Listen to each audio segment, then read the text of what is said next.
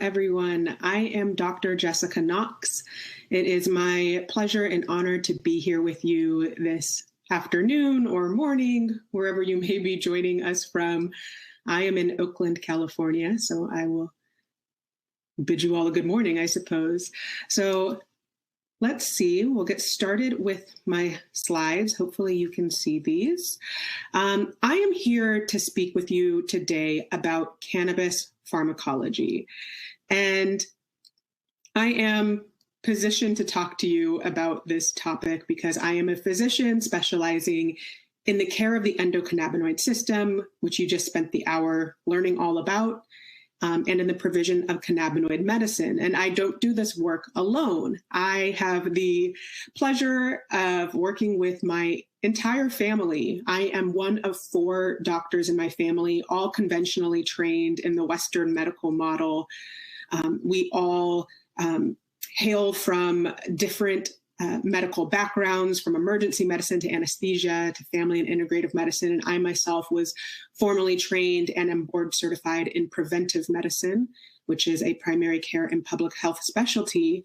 But since the mid 2010s for my sister and myself, and around 2010 for my parents, we have all been specializing in the care of the endocannabinoid system and provision of cannabinoid medicine. And so collectively, we have more than 15 years of experience in this space, taking care of patients and also educating other healthcare professionals, the public, non-clinical professionals such as yourselves.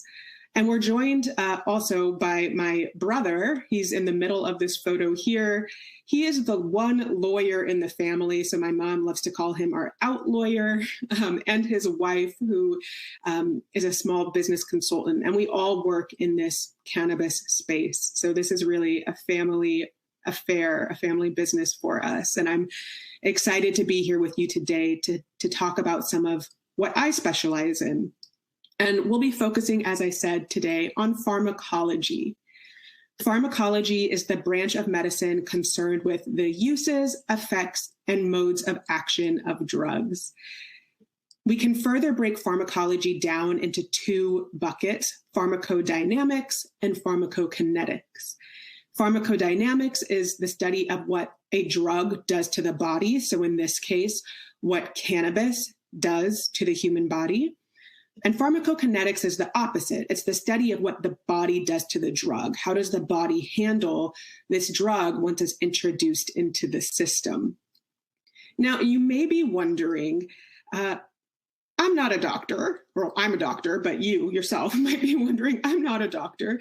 Why do I need to know about cannabis pharmacology? What is the relevance for people who are not clinicians? And there are a number of things that I think are important about all of us understanding a little bit about cannabis pharmacology. First, understanding cannabis pharmacology can help to demystify cannabis and erode stigma. Despite, rapid legalization and even, rapid new acceptance by the American people for cannabis as medicine, there's still a lot of stigma and a lot of misconceptions around the cannabis plant, about how it works, what it does. And by understanding cannabis pharmacology, people can start to understand the actual truths of this plant, how it does what it does, why it does what it does. And in that way, we really demystify and start to break down the stigma associated with misconceptions. Understanding the pharmacology also helps us to understand the applicability of the plant. If we understand how it works, then we can understand, this might be an opportunity to apply it in a useful way. We can't necessarily make those determinations if we don't understand how the plant works. Similarly, understanding the pharmacology will help guide decisions on how to safely and appropriately use cannabis. So again, if you don't understand how the plant works in its various forms or formulations, you might not use it correctly or appropriately. And so understanding some of these pharmacological nuances can help people use the plant more safely, more appropriately, more effectively. And then finally, understanding cannabis pharmacology guides sensible policy and regulatory decisions around the cannabis plant. We've seen for the past, 10, 20 years, almost 30 years, if we get to, some of the first states that legalize medically, but certainly we have a long history now of states having to make decisions about how to manage this plant. And unfortunately, we usually see states and jurisdictions, and we've seen hints of even the federal government putting forth policies that don't actually align with the scientific facts about the plant. And we'll get into a little more detail about what that looks like later on.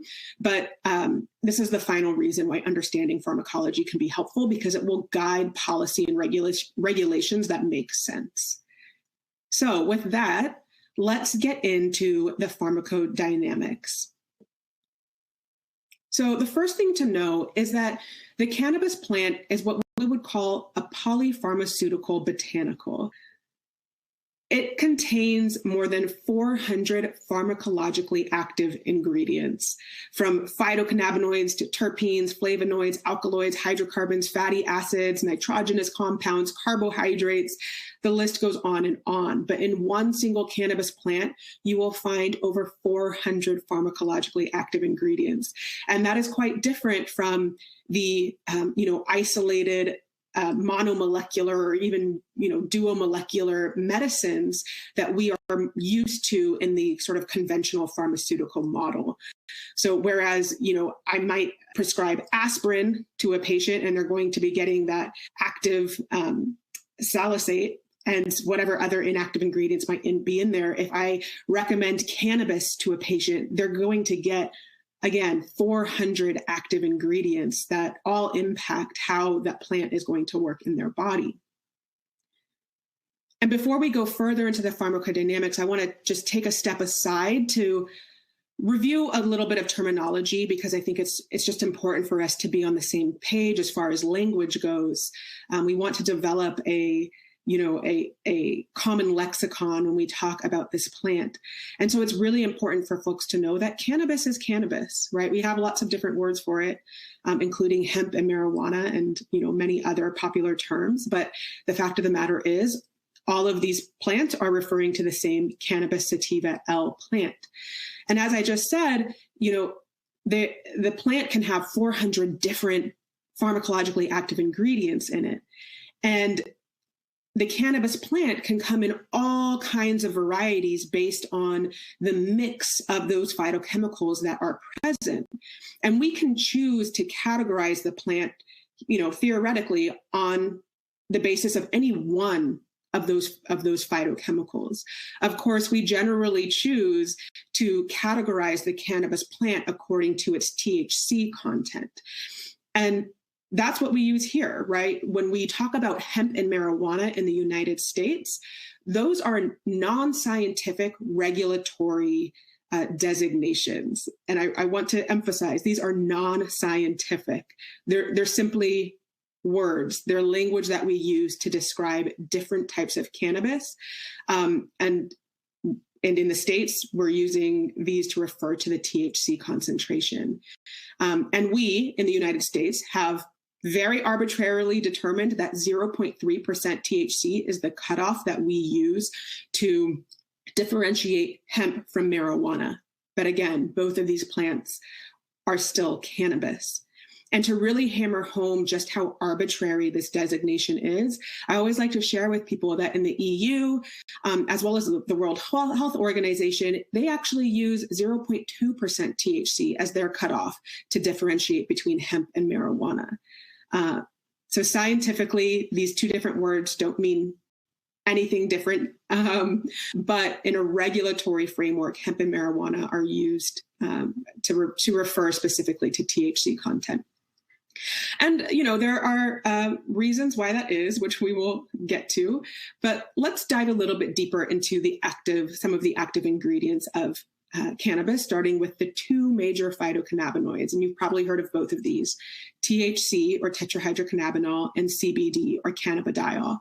So THC is analogous to our own endocannabinoid anandamide, which you probably heard a lot about in the previous lecture. Anandamide is one of the cannabinoids that our body produces for itself, so it's an endocannabinoid. And THC is what we would consider an analog to anandamide, meaning we can use THC as a direct replacement or a supplement for anandamide when our own internal anandamide levels are low. Like anandamide, THC does work on cannabinoid receptors 1 and 2, and it's a partial agonist there, and it sits on those receptors longer than our own natural cannabinoid, anandamide, sits on those receptors. Specifically, its activity at CB1 is what causes THC's euphoric and intoxicating effects. And it's those euphoric and intoxicating effects that are the reason why we've generally seen THC used as that phytochemical barometer of what is hemp versus marijuana. Now, CBD works quite a bit differently from the way THC does. Whereas THC will bind directly to our cannabinoid receptors, CBD does not. It does not bind directly to either cannabinoid receptor. Instead, it's what we call an allosteric modulator. And what that means is that receptors can have different active sites. And there's a primary active site, but there can also be secondary. So if this is the primary active site of a CB1 or CB2 receptor where THC will bind directly, CBD will actually come and bind at a secondary receptor type. And when it does that, it sort of changes the conformation of that primary site, and it changes the way, it doesn't prevent THC or anandamide from binding to the primary site, but it changes the way they bind so that it can, CBD ultimately sort of modulates the way that the THC or anandamide will work at that receptor.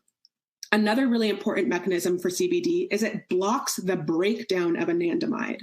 So anandamide is quickly eaten up by an enzyme after it does its job, but CBD can help slow the activity of that enzyme that would eat up anandamide, and that would allow the anandamide to kind of stick around for longer and keep doing its job a little bit longer. And CBD is also active at many other receptor sites and enzymes in the body. So it's called, I mean, really, as you'll see in a couple of slides, all of our cannabinoids are promiscuous, but CBD in particular is known as a promiscuous cannabinoid because it works at so many different places. Now, I like to show this slide with the therapeutic effects of THC and CBD because a lot of people don't realize that these cannabinoids actually share a lot of the same therapeutic effects. Including analgesia, which is pain reduction. They're anti-inflammatory, anti-nausea. They can fight tumor growth, relax the muscles. They're both antioxidant, anticonvulsant, antidepressant, and neuroprotective.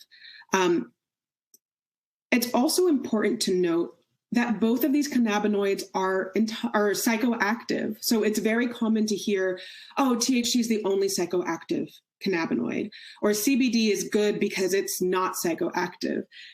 That is wrong. Both of these cannabinoids, and in fact, all of the phytocannabinoids are psychoactive, but the nature of their psychoactivity can differ.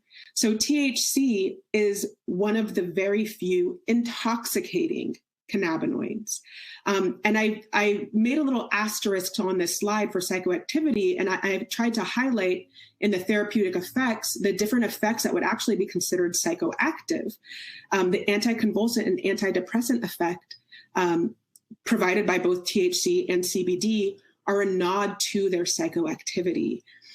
So while THC is intoxicating in its psychoactive nature, CBD is not intoxicating, but it still does have psychoactive effects. And I've also highlighted on this slide the sort of unique therapeutic effects of CBD compared to THC, which include the anti-anxiety and antipsychotic effects.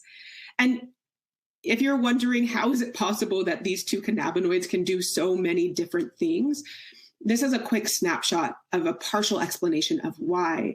So I don't expect you to read everything on this slide, but what I'm hoping you will take away is that on the, I guess, outside columns, you can see the different therapeutic effects of CBD and THC. And then in the middle, it shows the different receptors through which these cannabinoids are acting to bring about these effects.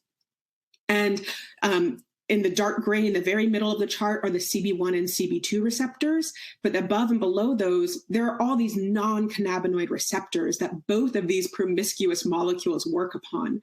And so really, you just learned about the endocannabinoid system, and that's certainly what, we like to focus on. But we're starting to talk about the endocannabinoid dome, which is this even larger, more vast messenger system of which the endocannabinoid system is really just a part that all of these different chemicals work upon and interact with to bring about all of these, varied therapeutic effects. It's really, really cool science if you're into that kind of stuff.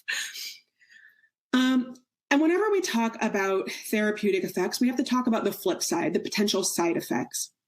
Again, it's a common misconception that, THC is the bad cannabinoid, CBD is the good cannabinoid. CBD is safe, there's nothing you have to worry about.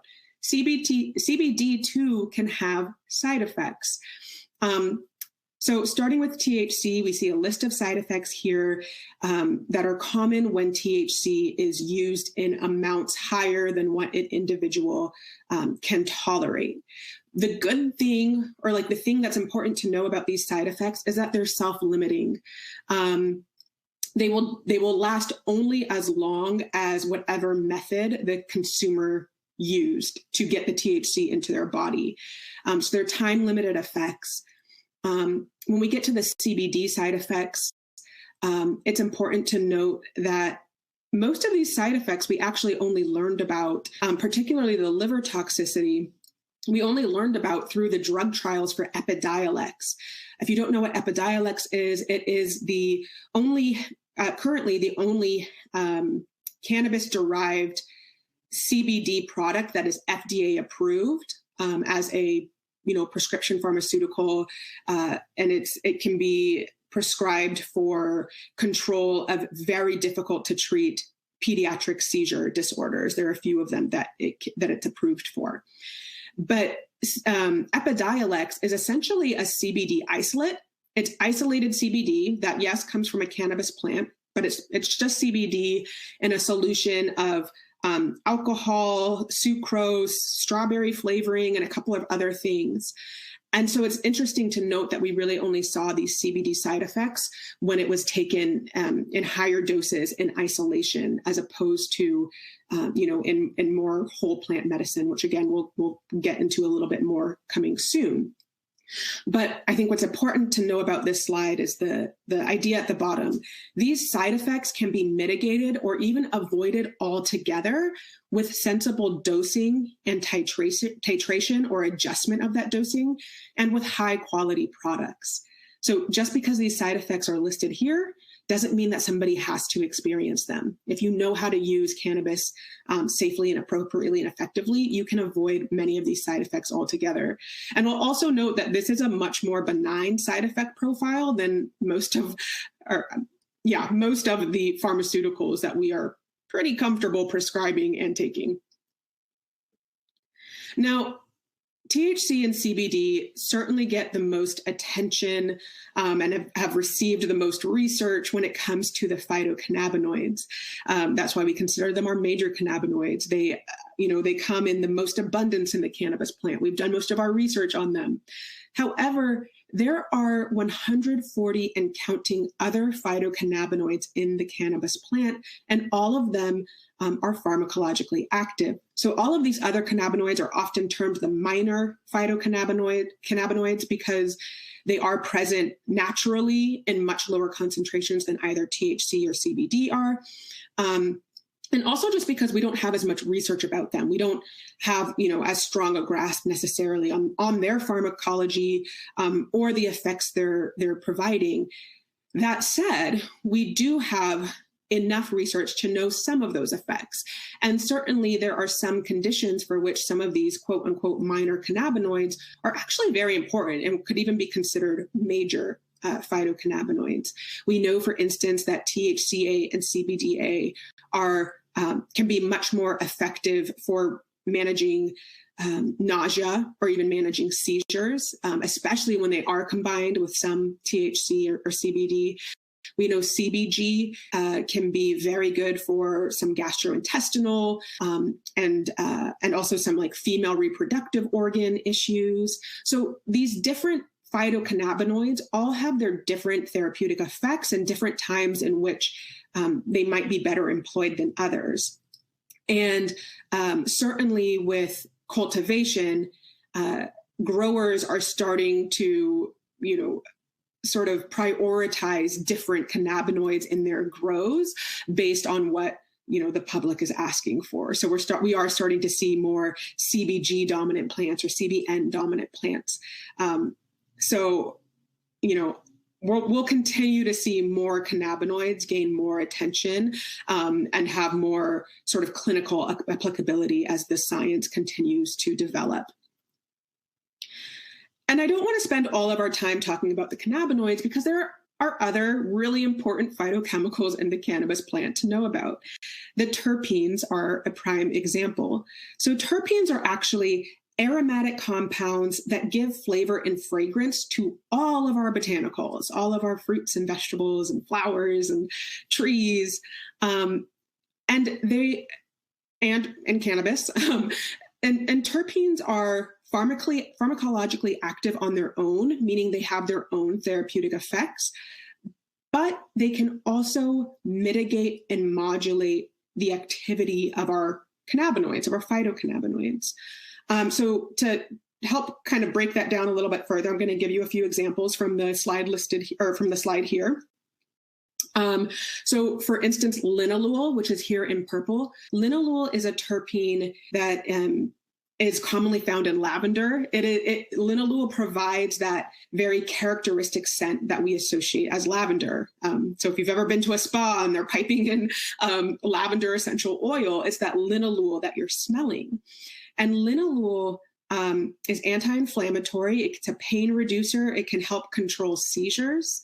And in fact, we've seen that for patients who are trying to use cannabis to manage seizures, they often get better control if they have a cannabis formulation that has more linalool in it than if there's no linalool. Another example is limonene here in yellow. Limonene, as it sounds like, is associated with our citrus fruits. It can help reduce depression and boost mood and relieve stress. In green in the middle is alpha pinene, which, as it sounds like, is associated with our fir trees or pine trees. It can boost energy, help people focus. It's really interesting. Alpha pinene can also help mitigate the short-term memory impairment that can come with overuse of THC. And then in red is caryophyllene. Beta-caryophyllene, I think, is a really cool terpene because it's not only a terpene, it's also a cannabinoid because it binds directly to our CB2 receptor. But caryophyllene is commonly found in hops, rosemary, and black pepper. So I like to put black pepper on everything because caryophyllene is a great anti-inflammatory and pain reducer. So the terpenes, again, are an example of some really critical non-cannabinoid phytochemicals in the cannabis plant that have really important therapeutic effect.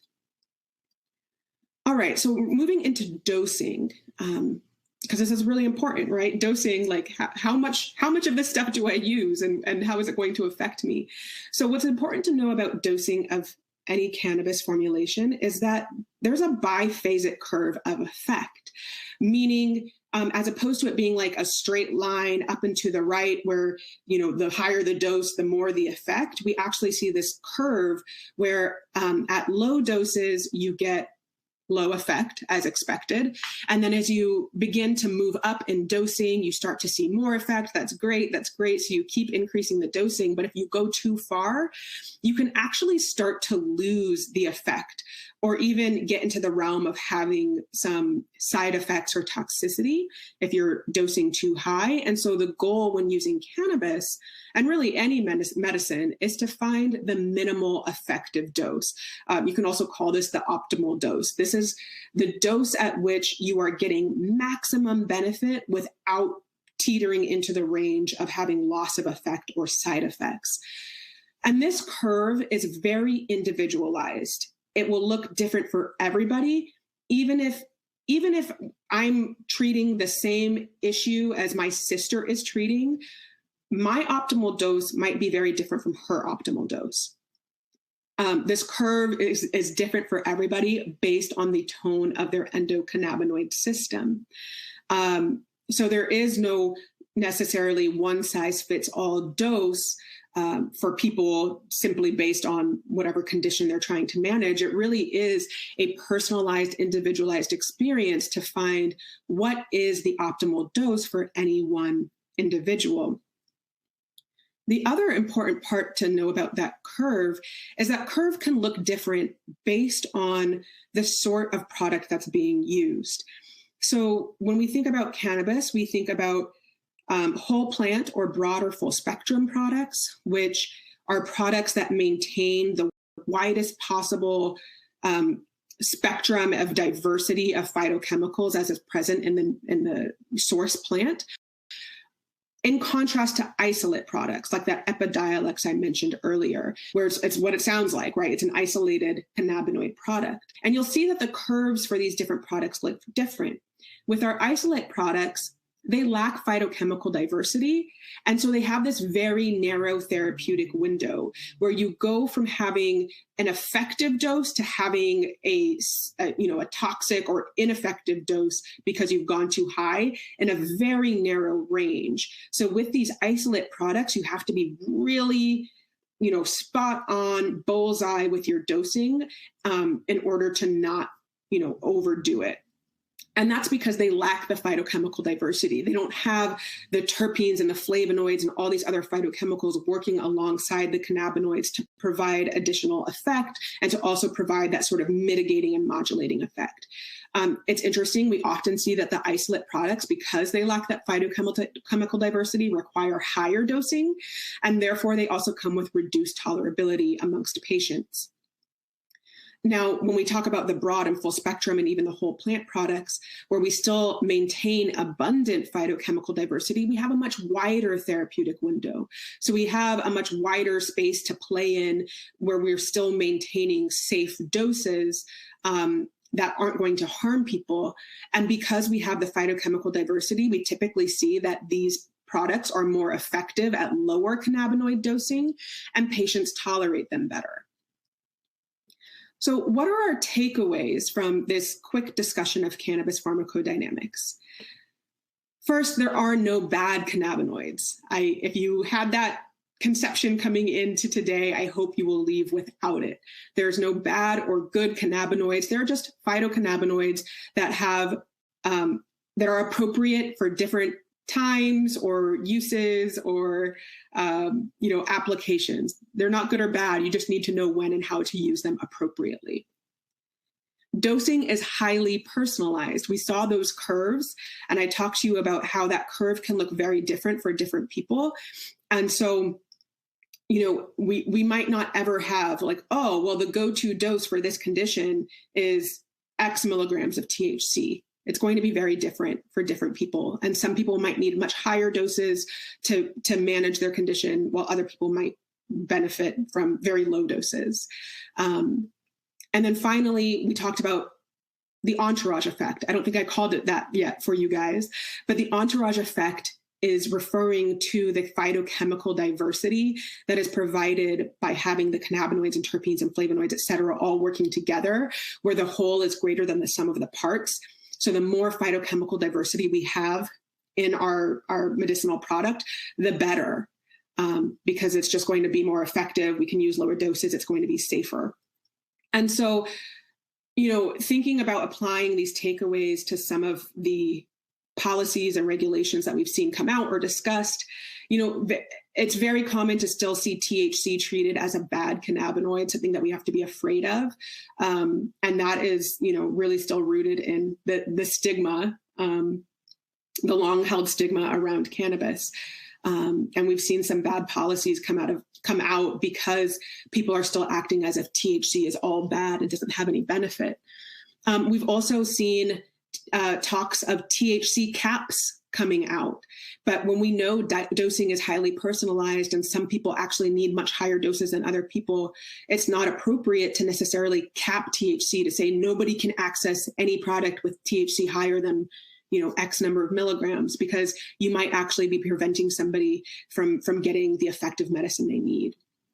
And then finally, we've seen policies that will, they will prioritize CBD over anything else, or they're prioritizing isolates or making way for only big pharma to get in, which they like to work with isolates, which is fine. The isolates probably do have a time and place to be used.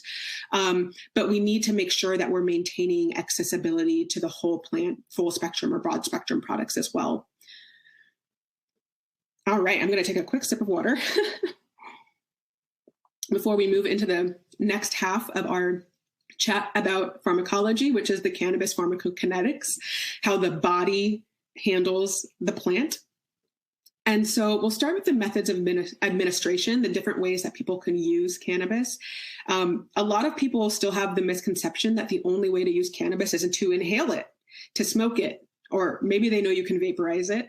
They may not know that there are also metered dose inhalers now that look very much the same. I mean, they are the same form factor as those inhalers that you've probably seen people who have asthma use, except these have cannabis in them. So there's pulmonary, so you can inhale a cannabis medicine. There's also gastrointestinal, meaning ingested. So edibles, capsules, beverages are another way to use cannabis.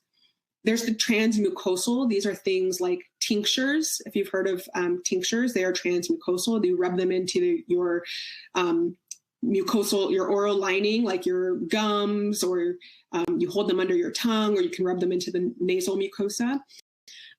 Or you could even rub them into rectal or vaginal tissue.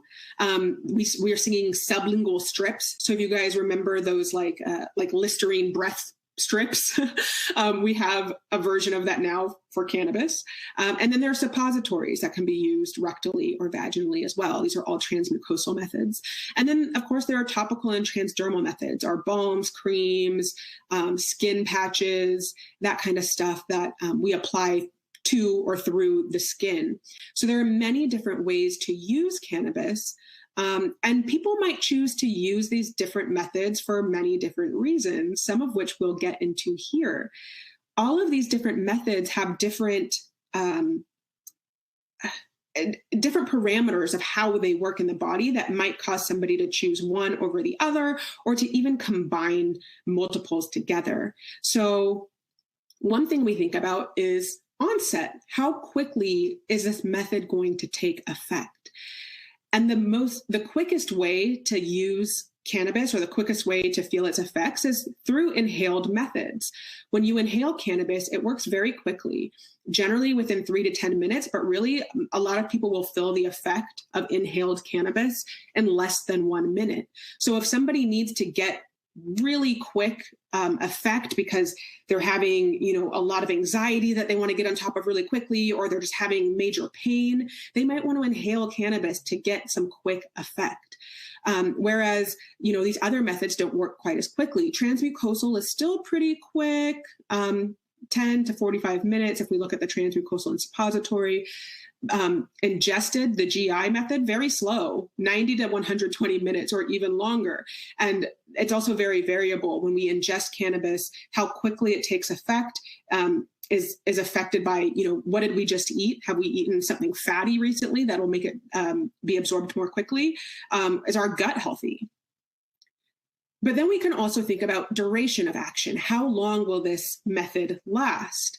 The longest acting method we have are the edibles, which can last 6 to 8 hours.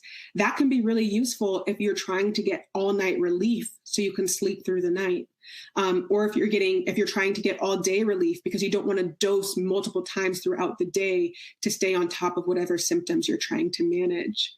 The other methods don't necessarily last quite as long. Pulmonary or inhaled methods typically last 2 to 4 hours, transmucosal up to 2 hours, sometimes longer, because sometimes the transmucosals, especially if people are using tinctures, they'll actually swallow them. So the thing with tinctures is you should they should be held in the mouth for 1 to 2 minutes to let them absorb through the oral mucosa before swallowing. Because if you swallow them immediately, they're just going to act like an ingested method. So the transmucosal methods typically last up to 2 to 4 hours, but if they're ingested, can act like an ingested method and last up to 8. The suppositories and the topicals can also potentially last longer.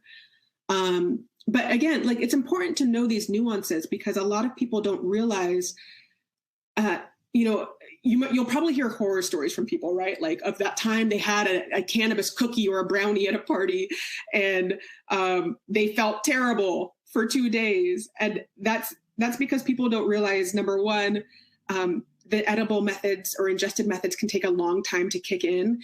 And so what often happens is somebody will take an ingested method, and then within an hour, they're not feeling anything. So they might take more. And then by the time that they actually start to feel the effects, they've taken too much. And then those effects are going to last at least 6 to 8 hours, and for some people even longer. So just knowing some of this basic information can help people make better decisions about when and how to use these different methods. Another thing we think about is the bioavailability. Bioavailability is how much of this substance of what I'm taking is actually going to be absorbed into my body and made available at the receptors to have an effect. And so the inhaled and transmucosal methods generally have the highest bioavailability. So you can think of that almost as efficiency. They're the most efficient. I'm going to get the most out of these types of medicines because I'm going to get up to 30%. Up to 30% of what I actually take is actually going to become active in my body. The note on the suppository bioavailability is that it's a certain type of THC that can be very bioavailable via suppository. But then we have much lower bioavailability for our ingested methods. And again, that's because we have to account for the health of the gut through which these ingested methods will be absorbed, and also what else is in our gut at the time. If we've eaten a fatty meal, because the cannabinoids are lipophilic or fat loving, they'll be absorbed much better than if we haven't. And then the bioavailability of the topical or transdermal methods can vary a lot. And we don't have great numbers on how permeable they are, but we know that CBD and CBN are much more bioavailable than THC via the skin. But also we know that the transdermal methods, so things like the skin patches, which are meant to last a long time and are also meant to be systemic because they actually will penetrate and deliver their medicine load into the bloodstream, do permeate better, for instance, than the topical lotions or balms, which are really meant to be localized in their effect. The other incredibly important thing to know about the ingested method is that there's this thing called first pass metabolism, where anything that we eat or drink, when it's absorbed through our intestines, the first place it goes is not to the body as a whole, it goes through our liver. And so when we ingest cannabis, and specifically THC, the liver is going to convert delta-9 THC, which is that primary form of THC, to a metabolite called 11-hydroxy-THC. 11-hydroxy-THC can have 10 times the potency or the effect at our CB1 receptors. So that's another reason why people can get so overwhelmed by the ingested methods, because a lot of that THC is getting converted into this even more active form of 11-hydroxy-THC that is even more active at the CB1 receptors, which are the receptors that are responsible for the intoxicating effect of THC. Whereas the suppositories, when placed appropriately, can bypass that first pass metabolism. So even though they're going into like the far end of the intestine, if they're put in at the correct place, they won't have that first pass metabolism. So that's one of the reasons that for people who do need high THC dosing, we'll often recommend that they use a suppository. So as you can see, there are many different reasons why some people might want to use one method over the other, or even to combine methods. If they want to get quick onset but long duration of effect, they might combine methods to get the best of both worlds. So metabolism, how do we break down these cannabinoids? Well, they're they're primarily broken down by these things in our liver called the CYP450 enzymes or cytochrome P450 enzymes. And what's interesting about these enzymes is that they actually metabolize not only the phytocannabinoids, but also most chemicals we encounter and hundreds of the pharmaceutical drugs that can enter into our bodies. And THC and CBD are both non-neutral substrates of these enzymes, meaning they can either slow down or speed up the way that these enzymes metabolize other things.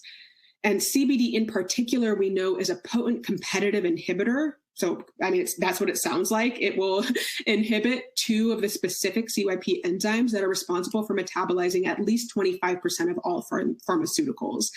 So what does this mean? Obviously, this is pertinent to drug interactions. So we do have evidence for interactions between cannabinoids and blood thinners and anti-seizure medications.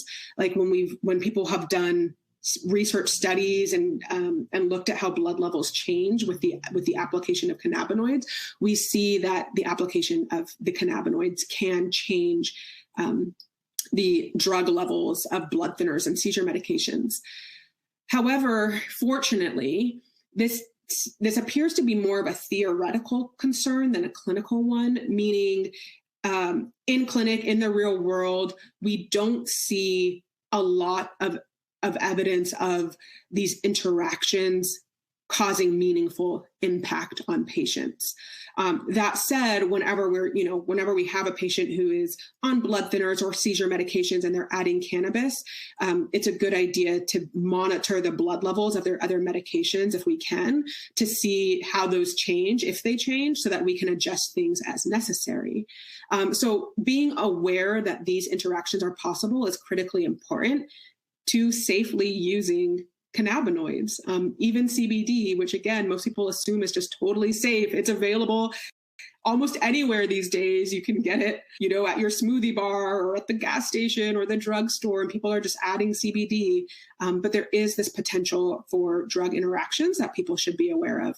And it's interesting. So if you all are aware of, certain medications have grapefruit warnings on them. Grapefruit is very similar to the cannabinoids in this way. So it's also impacting those CYP450 enzymes. So any medicine that has a grapefruit warning on it theoretically could and should have a cannabinoid warning on it. And then finally, I want to talk about the distribution and excretion of phytocannabinoids. So when it comes to distribution, we're talking about, okay, phytocannabinoids are in the body, where do they go? And this depends on the method used, as you can imagine. So most of the methods that we talked about, inhaling, transmucosal, ingestion, these are systemic methods. So they can go all over the body. Whereas the topical methods, the skin patches I should have included in the systemic, but like the topical methods like lotions, balms, creams, those are very local and generally are not going to be distributed throughout the body. They're going to stay where you put them. When there is systemic distribution, the cannabinoids and their metabolites are generally stored primarily in adipose or fat tissue. They can also be stored in the heart, lungs, brain, I think in the kidneys as well, but primarily they are stored in adipose tissue, which, over time can release some of these metabolites as well, which will be important as we move on. And then excretion is, how does our body get rid of these phytochemicals? So interestingly, 80 to 90% of what is consumed will be eliminated within 5 days. So pretty quickly, but that leaves 10 to 20% that can linger longer. And it's excreted, the cannabinoids and the metabolites can be excreted in many ways. They are primarily excreted through the urine and feces, but they can also be excreted through the saliva as well as through the skin and its associated follicles. So that will also include hair and sweat. And the distribution and excretion become relevant, of course, when we're starting to think about drug testing. So drug testing, which is always a hot topic, but has also been a very hot topic in the past few weeks with regards to the Olympics. Generally, it's most common that we see urine tests being used to do drug testing generally, and also specifically for cannabis. The important thing to know about urine tests is that they are detecting not THC itself, but one of its breakdown products, this THC-COOH. So it's not measuring THC directly, it's measuring a breakdown product. And for occasional users, the urine test will detect that metabolite up to 5 days after their last use. People who are using regularly, multiple times a week, it can be detected up to 3 weeks after their last use. And then for people who are using multiple times a day, this metabolite can continue to be detected up to 6 weeks after they've last used it. Now, there are also blood tests that could be used to detect THC. And these, I believe, are generally testing for THC directly, but they can be positive for hours up to 7 days. There are also saliva tests that can detect THC, but only for up to 4 hours. And then there are hair tests, which aren't commonly used. Some employers, I believe, do use hair tests, which hair tests have, really strong evidence for use to detect things like cocaine use, but have not really been validated for marijuana use, for cannabis use. Doesn't mean they're not necessarily used, though. And these hair tests can detect the cannabis use up to 90 days ago. But the other important thing to know about these hair tests is that they can be very racially biased, because they are more likely to pick up positive results from coarse hair than from fine hair. So you can see how these hair tests could possibly be a little bit racially biased. If, depending on what type of hair you have, it's more or less likely to detect previous drug use. But again, what I want to really emphasize here is that urine tests, particularly, which are the most commonly used drug tests, are not testing for THC. They are testing for its metabolite. And so what that means is that they're not testing for intoxication. They're simply testing for, have you used this within the past 5 days or 3 weeks or 6 weeks, depending on how commonly you use. So what are our takeaways from this pharmacokinetics discussion? Oops, there we go. So first, there is an appropriate time and place for each method of administration. Just as there are no good or bad phytocannabinoids, there are no good or bad methods. People might choose to use different methods because they have different needs to treat, whether they're acute or chronic needs, or they want to layer methods. And so, we've seen policies that try to prevent people from using certain methods. Again, not appropriate, because different methods have different benefits, and certainly different limitations. But if you know about those, you can manage them appropriately. Cannabinoid drug interactions are possible. So it's important to be aware of the potential ways that cannabinoids can interact with drugs. And we shouldn't just assume that all cannabinoids, because they're natural, are 100% safe all the time. We need to be able to use them in smart ways, so that we are not interfering with anything else that a person might be using. And then finally, to hammer this home one more time, drug testing detects past use, but not intoxication. So, when we're talking about, driving while impaired, urine tests aren't a great option for that, because it's not telling us whether that person is intoxicated right now. It's just telling us that somebody might have used cannabis in the recent past. And also, what level of THC makes me intoxicated might be much lower or much higher than what makes somebody else intoxicated with THC. So we don't even have good evidence or a good foundation to say that, like we have with alcohol, where there's the 0.08 level. We don't have that same thing with cannabis, because it's so individualized. So that is really the end of my presentation. The final thing I want you to take away is that science should be what guides cannabis education, policy, regulation, research and innovation, and personal consumption, not fear or myths. It is still too common to see fear or myths around cannabis really driving these discussions.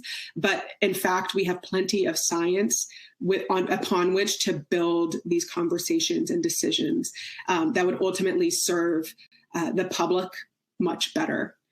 So I thank you for your time and attention. And if we have questions, I would love to use the last 10 minutes to answer them. Okay, Dr. Knox, we have 2 questions here. The first one, are you running any studies with qualifying the effects of the temperance of combinations of temperance? The combinations of temperance? Do you know what that means? I don't know what they're asking. Terpenes? Maybe I could be saying the word wrong.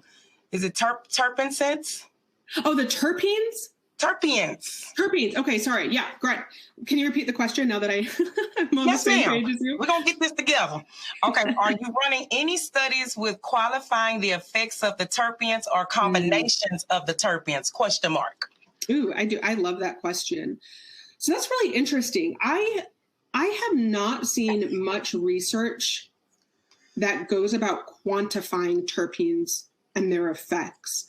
What we see generally is more qualitative and looking at, cannabis formulations that have, predominantly linalool or predominantly beta caryophyllene or what, what have you.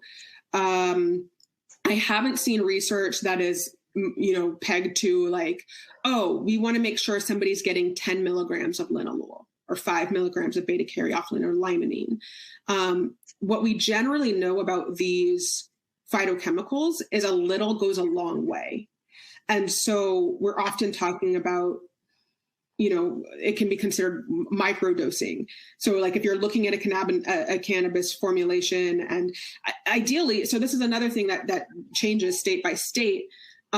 But ideally, any cannabis product someone is using has been lab tested, and those lab results are going to show you, they are going to quantify the cannabinoids present and the terpenes present, in addition to all the safety testing, for contaminants and metals and molds and all that stuff. But ideally, you would have a breakdown of, okay, the dominant terpene here is linalool or limonene or caryophyllene or pinene or whatever it may be.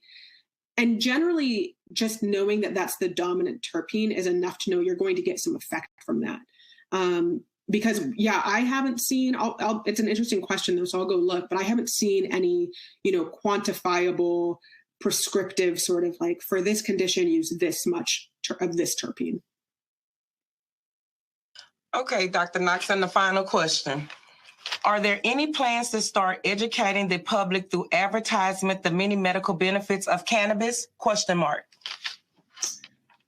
That's a great question, too. I hope so. I don't know. I don't know from the perspective of the formal institutions of our, government or public health entities, what intention there is around education. I know that there are many, private business actors and entities and organizations, including some of my family's own entities that are very passionate about educating the public. And it's really important to educate, right? I probably don't need to, pontificate on the importance of education to this group. But it's critically important that the public is educated around cannabis use. It's problematic that cannabis has been legalized so rapidly and so far ahead of general widespread, competence and knowledge around its use. Because, we just went through the many reasons why knowing some of the nuances of how to use cannabis are really important to using it safely and effectively and appropriately. So, as of now, I think last I heard, this is sort of old data, but I haven't seen anything more recent, but I think it's from 2013, maybe. Only like 13% of medical schools mention either the endocannabinoid system or cannabis as medicine. And I don't know to what degree they're talking about it. They might just mention it and leave it at that. But, so our healthcare professionals are still not educated in this, even though We know millions of Americans are using cannabis, either on their own or, alongside other drugs. And yet our healthcare professionals are not equipped to help guide their patients in the safe use. We know people are accessing CBD products anywhere and everywhere and aren't necessarily aware of the different nuances of how to use them most effectively or safely.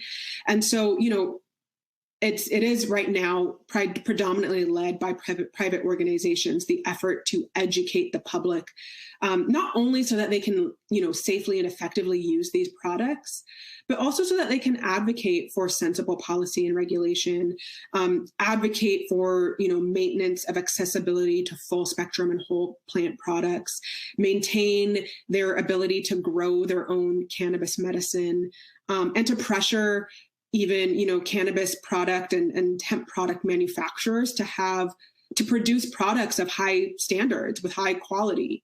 So it's critically important on a number of levels that the public does become educated on this.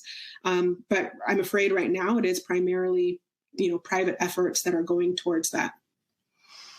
Okay, Dr. Knox, well, that seems to be it. We have to wrap it up and get ready for the next. I graciously appreciate you with very, very lots of information. Thank you. And that seems to be it. All right. Thank you so much, everyone. Enjoy the rest of the conference. Okay. Bye-bye.